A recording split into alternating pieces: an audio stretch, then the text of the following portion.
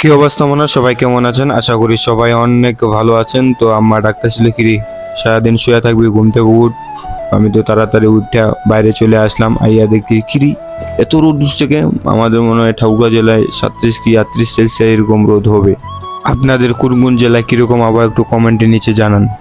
তো আমি ব্রাশ নিয়ে চলে আসলাম টিউবওয়েল পারে এবং মুখ গাড়িটা খুললাম এবং পেস্ট লাগাই নিলাম। অবশ্য পেস্টটার নাম কলগেট, একটা সুন্দর একটা ভালো পেস্ট। অবশ্য পেস্টের মুখারি টোকারি লাগাই দিয়ে আমি টিউবওয়েল পারে চলে আসলাম, কারণ ব্রাশটা ভিজা নিতে হবে।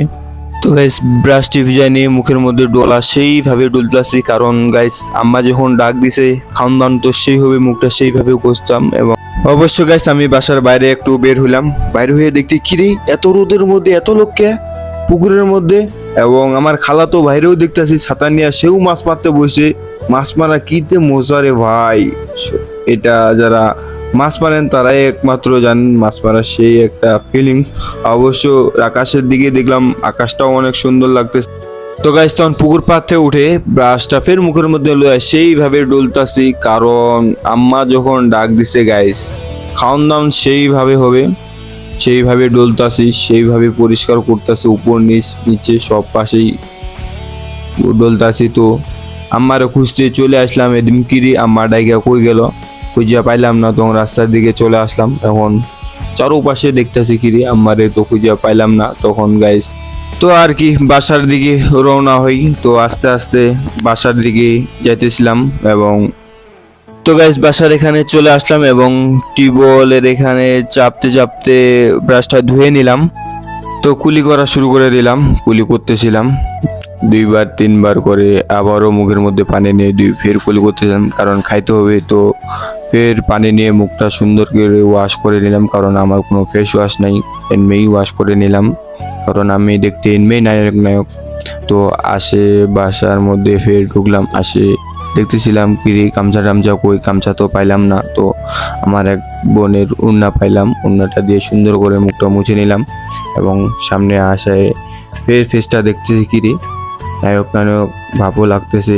আপনাদের জন্য একটা হাসিও দিয়ে দিলাম। তো যাওয়া যাক, খাওয়ার উদ্দেশ্যেও চলে যাই। আম্মাকে ডাক দিলাম। তো তখন আম্মা আসলো, আসে দেখলাম কিরি আম্মা পন্তা বাড়তেছে। আম্মারে কইলাম কি আম্মা গরম ভাত নাই? কয় না পন্তায় আছে। তো আম্মা সুন্দর করে পন্তা বাইরে দিল এবং তরকারির ঢাকনা উঠায় দেখলো কিরি কি রাঁধছেন? কয় মাছ আর কচু রাঁধছে। তো আমার তখন মাছ উঠায় দিল আর কচু উঠায় দিল। আর আমার আম্মা কিন্তু সবসময় বেশি দেয় আমারে। আমি তো খাওয়া দাওয়ার জন্য আমার গাড়িতে উঠে বসে পড়ে গেলাম এবং খাওয়ার জন্য রেডি হয়ে গেলাম। তো আম্মা খাবার নিয়ে চলে আসলো।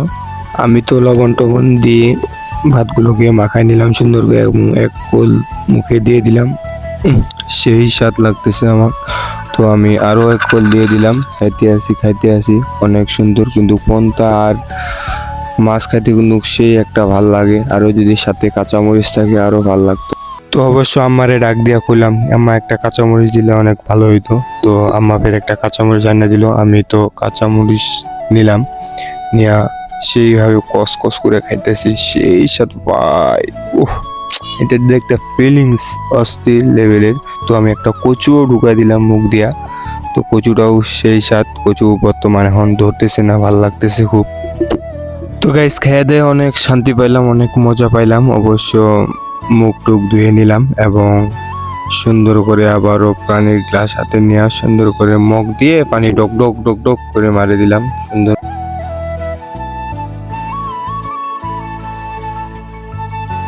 তো গাইস খাওয়া দাওয়া শেষ হয়ে গেল, এখন উঠার পালা। অবশ্য উঠে গেলাম, উঠে ঘরের দিকে যাচ্ছি এবং এখন শুয়ে যাব, কারণ আজকে শুক্রবার, জুম্মার দিন, নামাজ টামাজ পড়তে হবে, তাই শুয়ে একটু রেস্ট নিয়ে নিলাম। বাই বাই, টাটা, ভালো থাকেন।